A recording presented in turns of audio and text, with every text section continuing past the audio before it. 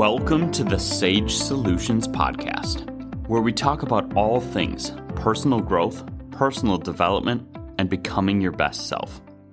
My name is David Sage, and I am a self-worth and confidence coach with Sage Coaching Solutions.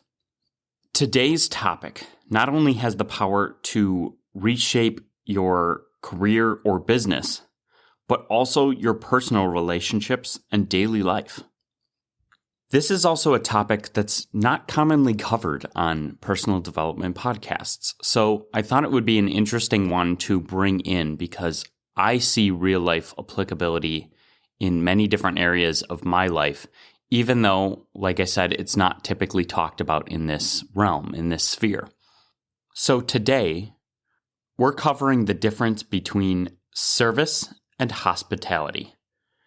Two concepts that may seem similar on the surface, but when we dig deeper, we reveal entirely different potentials for impact. Now, you might be thinking, isn't service enough? After all, service is something that we rely on every day.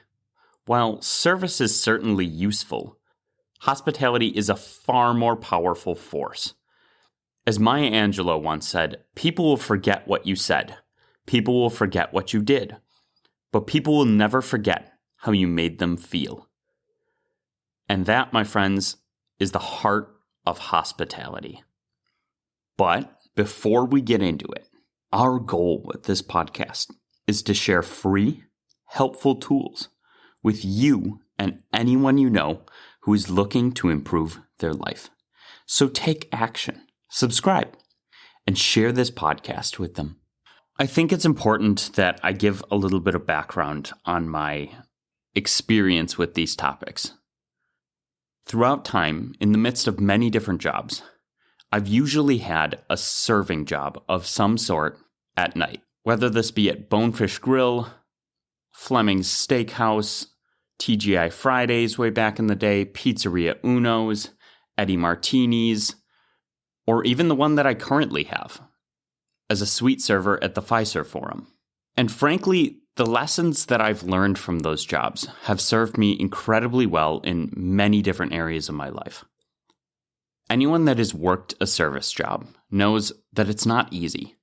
And if you're going to do it well, if you're going to do it right, especially if you're working for tips, you can't half-ass that job. And if you do, you're really gutting yourself of the money that you could be making. Service is important. If you are a server, if you are a bartender, providing solid, fast, efficient, and intuitive service is a huge part of the job. Often people need to get in and get out and get all of the things that they want, and it's your job to ask the right questions and to time things out the right way so that your service, the help that you are providing them, the value that you are trying to give them, enhances the entire experience. And I found that whether it be serving or bartending, these jobs really helped me understand how to make people happy, how to provide value, and be helpful as I can be. Not to mention, they upped my social skills quite a bit because I was constantly talking to new people and trying to basically win them over.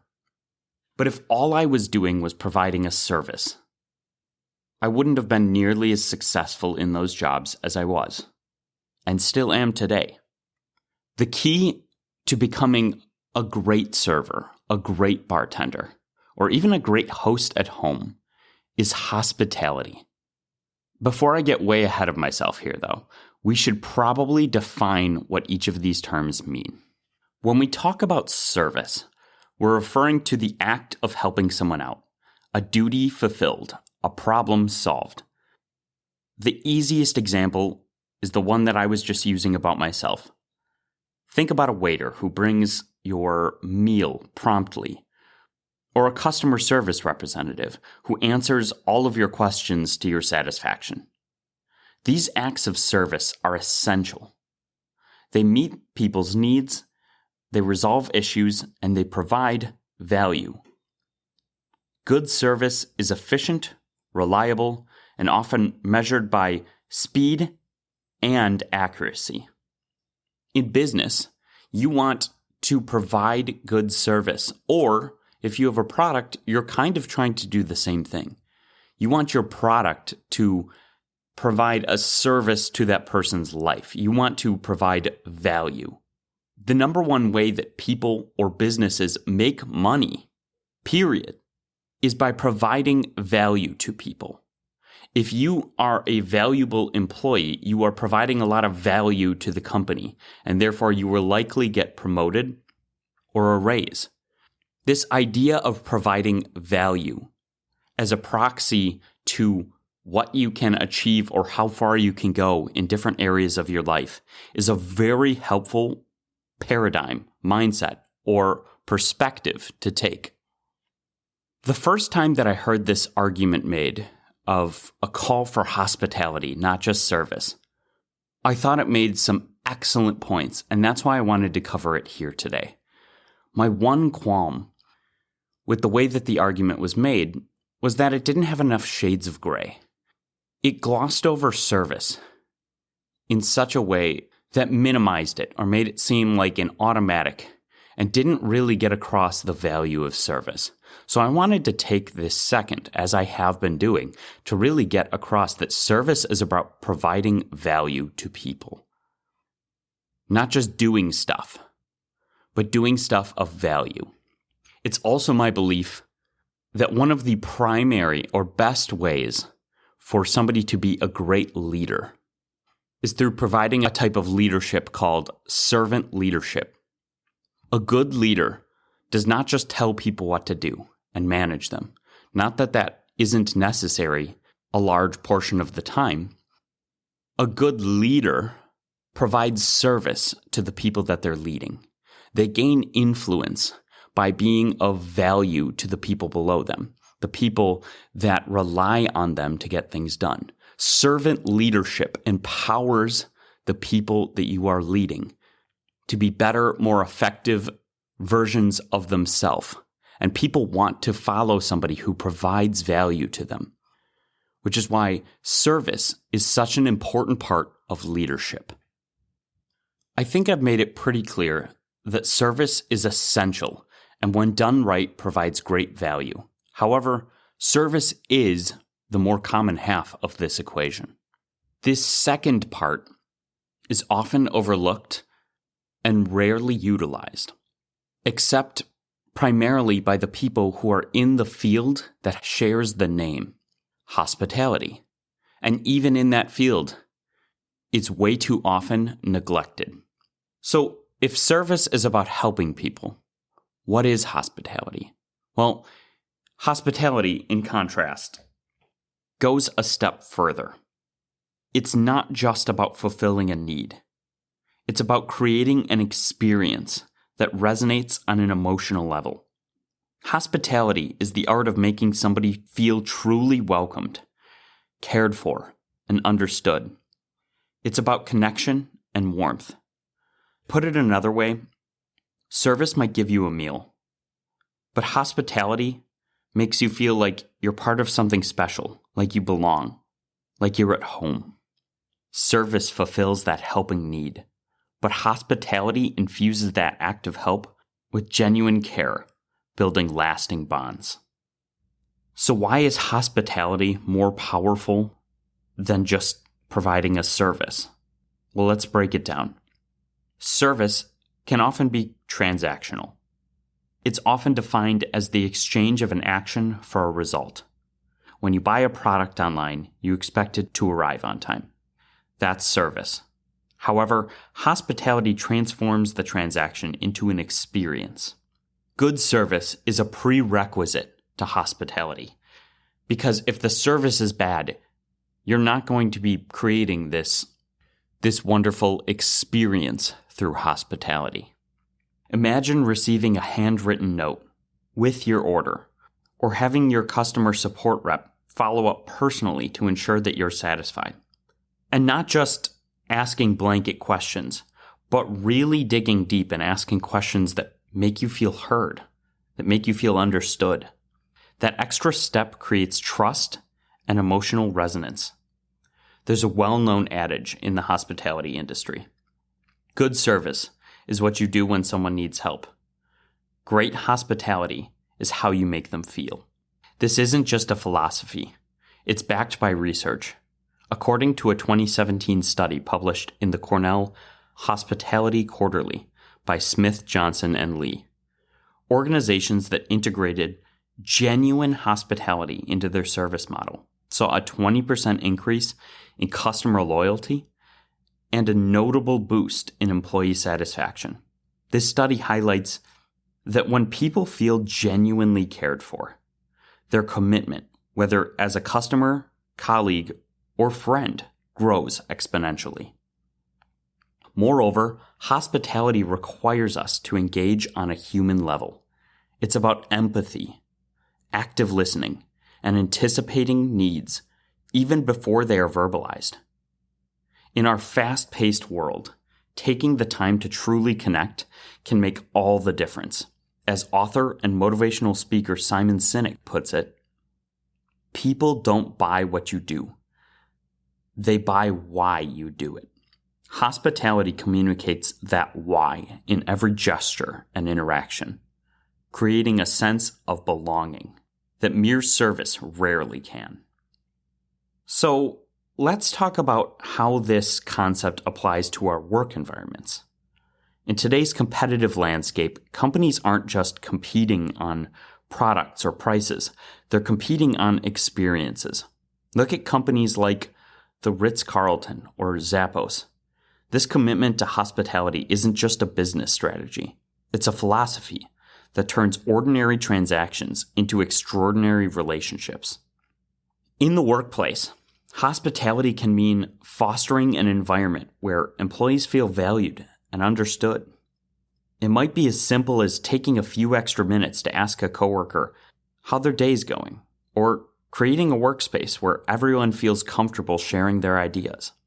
This leadership models hospitality in addition to service. It builds a culture of trust and collaboration. So remember this quote by Richard Branson. Clients do not come first. Employees come first. If you take care of your employees, they will take care of your clients. When employees experience genuine hospitality at work, they're more likely to extend that warmth, that hospitality, to customers or guests and colleagues alike. Notice the little reframe of guests instead of customers. It shifts your mind to a hospitality mindset, as if they're a guest in your home, not just a dollar sign on paper. It's also about creating spaces where vulnerability is not met with judgment, but with support. In meetings or team building exercises, incorporating hospitality means actively listening, celebrating small victories, and fostering an environment where everyone's voice is heard. This approach transforms routine work interactions into opportunities for personal growth and collective success. Hospitality isn't reserved just for professional settings. It's a vital ingredient in all relationships, whether it's with your family, friends, or even new acquaintances. Think about the last time you felt truly welcomed into someone's home. Often, it wasn't the meal or the fancy decor. It was the warmth, the genuine interest in your well-being, and the effort to make you feel at home that left a lasting impression. In personal relationships, hospitality means being present, listening intently, or as we've called it in other episodes, active listening, and showing empathy. It's about creating safe spaces where people can just be themselves and not have to worry about you judging them. As the ancient proverb goes, hospitality is making strangers feel at home and making friends feel welcome. By extending this mindset into our relationships, we not only enrich our own lives, but also create networks of support and care. Consider the example of a family gathering.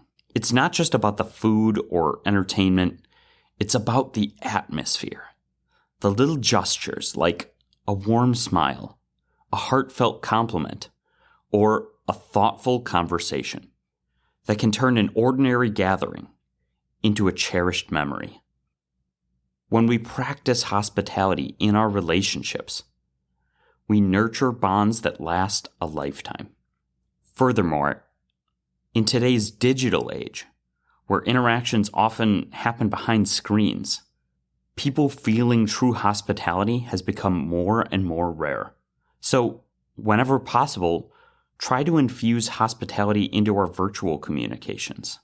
Doing this is more important than ever.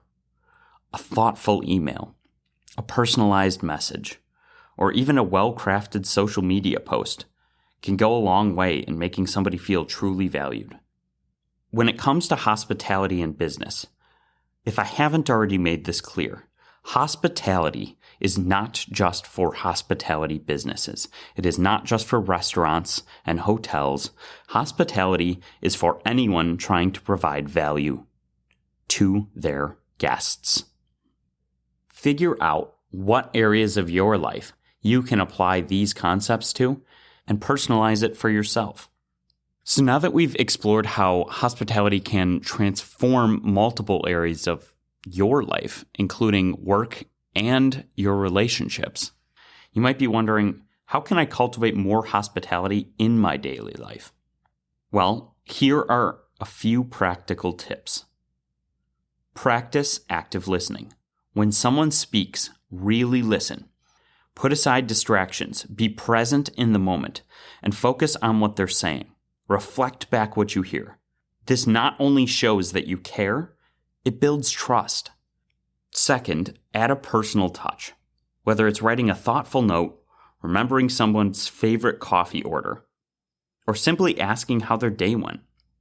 These small actions make people feel seen and valued. Third, create inclusive workspaces. At home or work, encourage an environment where everyone feels welcome to share their ideas and experiences.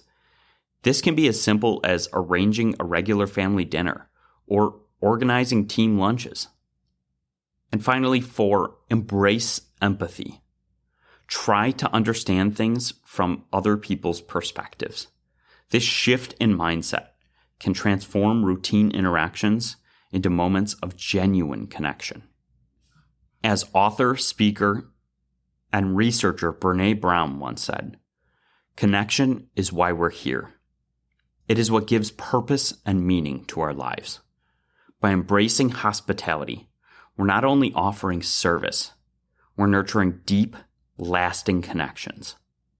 So as we wrap up today's episode, let's revisit the key idea.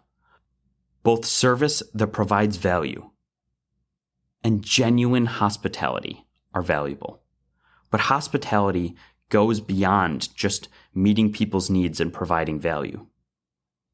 It creates a sense of belonging, trust, and emotional connection.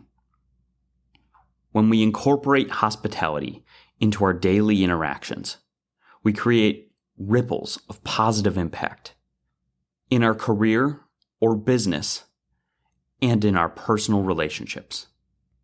I'm going to challenge you to think about one area of your life that you can infuse a bit more hospitality.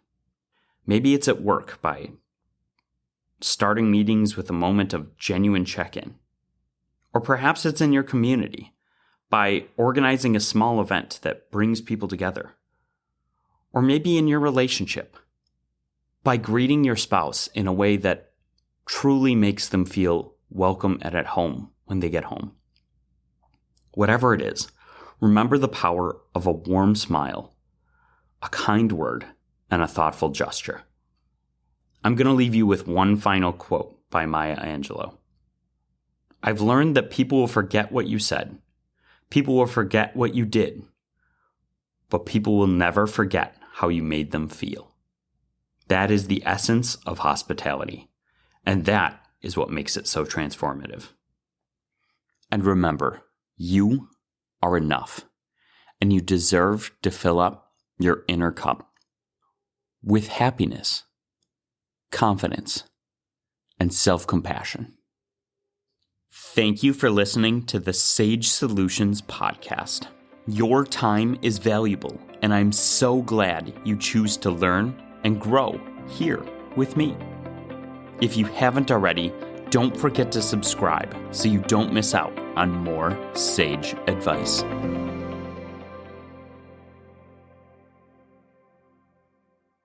One last thing, the legal language. This podcast is for educational and informational purposes only. No coaching-client relationship is formed. It is not intended as a substitute for the personalized advice of a physician, professional coach, psychotherapist, or other qualified professional.